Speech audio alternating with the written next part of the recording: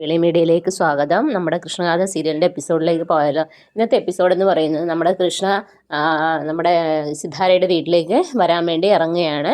അങ്ങനെ അവിടെ നിന്ന് ഇറങ്ങി സിദ്ധാരയുടെ വീട്ടിലേക്ക് വരികയാണ്. ഇതേ സമയം നമ്മുടെ ഗാഥയുടെ അടുത്ത് സിദ്ധാര നിൽക്കുകയാണ്. അപ്പോൾ നമ്മുടെ നവീൻ്റെ ഫോൺ എടുക്കുന്നില്ലല്ലോ. അപ്പോൾ സിദ്ധാര പറയുന്നു, മോളെ നീ നവീൻ്റെ ഫോൺ എടുത്ത് സംസാരിച്ചോ? അപ്പോൾ അമ്മയ്ക്ക് സമ്മതമാണോ എന്നൊക്കെ ചോദിക്കാമെന്ന് പറയും. നിങ്ങളുടെ കല്യാണത്തിന് വേണ്ടിയാണ് ഞാൻ ഇതൊക്കെ ചെയ്യുന്നത്. എന്തായാലും ഞാൻ വീട്ടിൽ പോട്ടെ, എനിക്കൊരാളെ കാണാനുണ്ട്, വരുമ്പോൾ ഒരു സർപ്രൈസുമായിട്ട് ഞാൻ വരാം എന്നൊക്കെ പറയുകയാണ്.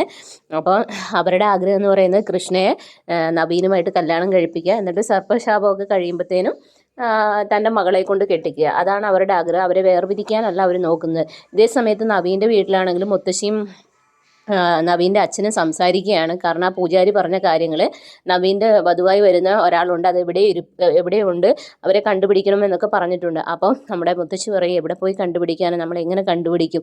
അതുപോലെ നവീൻ്റെ അടുത്ത് നമ്മൾ എങ്ങനെ ഈ കാര്യം പറയും?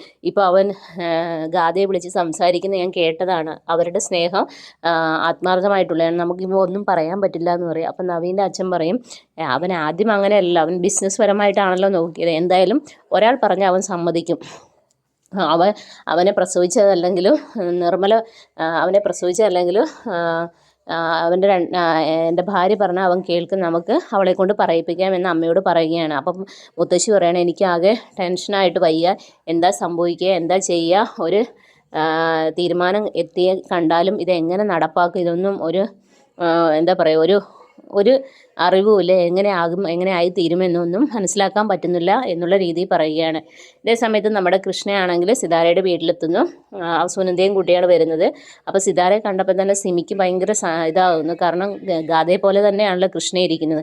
അപ്പോൾ സിമി ചെന്ന് സിതാരയുടെ അടുത്ത് പറയും ഇങ്ങനെ വന്നിട്ടുണ്ടെന്ന്. അപ്പോൾ പറയും, മേഡം അവർ ഒരുപോലെയാണ് ഇരിക്കുന്നത്. അപ്പോൾ പറയും, അതാണ് ഞാൻ പറഞ്ഞത്, ശാന്തിയും ശ്രീനിവാസനും എന്നെ ചതിച്ചതാണ്, അതിൻ്റെ പാപം ഫലമാണ് അവളെന്ന് പറയും.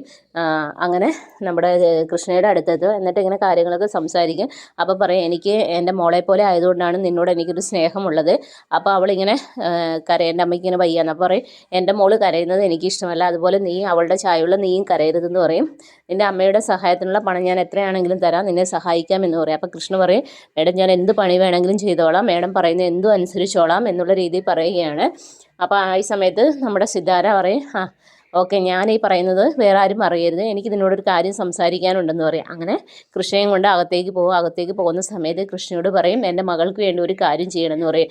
എൻ്റെ മകൾക്ക് ഒരു ആക്സിഡൻ്റ് ആയി, അപ്പോൾ അവൾക്ക് കുറേ പ്രശ്നങ്ങളുണ്ട്, അപ്പോൾ അവളെ ട്രീറ്റ് ചെയ്യണം, പക്ഷേ അവൾക്ക് കഴിക്കാൻ പോകുന്ന വീട്ടിൽ നീ ഗാഥയായിട്ട് അഭിനയിക്കണം എന്ന് പറയണം. അതിനുവേണ്ട എല്ലാ സജ്ജീകരണങ്ങളും ഞാൻ ചെയ്തു തരാം എന്ന് പറയണം. അപ്പോൾ പെട്ടെന്ന് കൃഷ്ണ പറയും, അയ്യോ ഞാൻ എങ്ങനെ അങ്ങനെയൊക്കെ ചെയ്യും എന്നുള്ള രീതിയിൽ പറയാം. അപ്പോൾ പറയും, നീ അതൊന്നും ഓർത്ത് വിഷമിക്കേണ്ട, അതിനെല്ലാം ആൾക്കാരുണ്ട് എന്ന് പറയും. അപ്പോൾ കൃഷ്ണയ്ക്ക് പെട്ടെന്ന് ഒരു മറുപടി കൊടുക്കാൻ പറ്റുന്നില്ല. അപ്പോൾ കൃഷ്ണ പറയും, മേഡം ഈ കാര്യം ആയതുകൊണ്ട് ഞാനൊന്ന് ആലോചിക്കട്ടെ, എൻ്റെ അമ്മയ്ക്ക് വയ്യ, എങ്കിലും ഞാൻ ആലോചിക്കട്ടെ എന്നിങ്ങനെ പറയുകയാണ്. അങ്ങനെ നമ്മുടെ കൃഷ്ണ അവിടെ റൂമിൽ നിന്ന് സ്റ്റെപ്പിന് താഴെ വിഷമത്തോടെ ഇറങ്ങി വരുന്ന സീനാണ് എപ്പിസോഡിൽ അവസാനിക്കുന്നത്.